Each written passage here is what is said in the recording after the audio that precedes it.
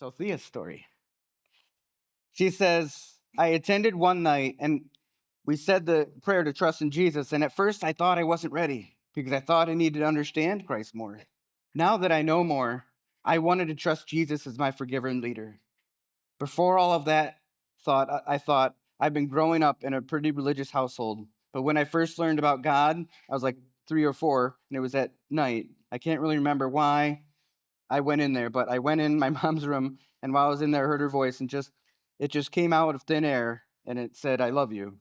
This voice happened often, but I never told my parents. So I told Mama that I heard a voice and explained what it said, and she hadn't heard it said, and it was God. I asked God if it was God, and she explained. Ever since then, I was trying to be the best version of myself, but when we moved, I fell short of that.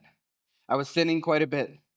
Then last year, my dog Max died, and that did something. It made me feel like I needed to try harder to follow God. But then a couple months later, my pet rat Theodore died, and that was hard to cope with. And I'd gone through a lot together. Then a couple months later, my aunt died. All these deaths that year were very hard, but in the end, God was always there for me.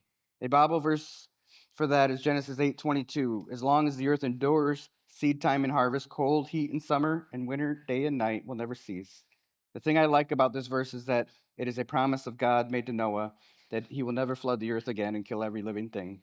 And he promises by almost making a poem. And I have always loved the art of poetry. Also, the quote is my favorite story in the Bible, Noah and the flood. The day I trusted God as my forgiver and leader is November 23rd, 2025. So just recent, right?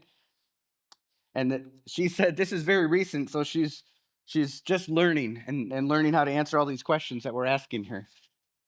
But she wants to grow in her patience and understanding. Why does she want to be baptized? She says, because I want to be fully committed to God.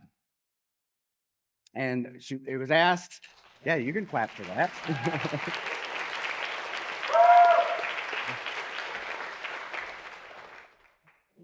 And it was asked who she wanted to baptize her, and she said Avonlea Turner, who is one of her youth leaders. And so that's always a very exciting thing. She says, I chose Avonlea because she has always been really nice to me in youth group, and I wanted to say congratulations to her on her pregnancy.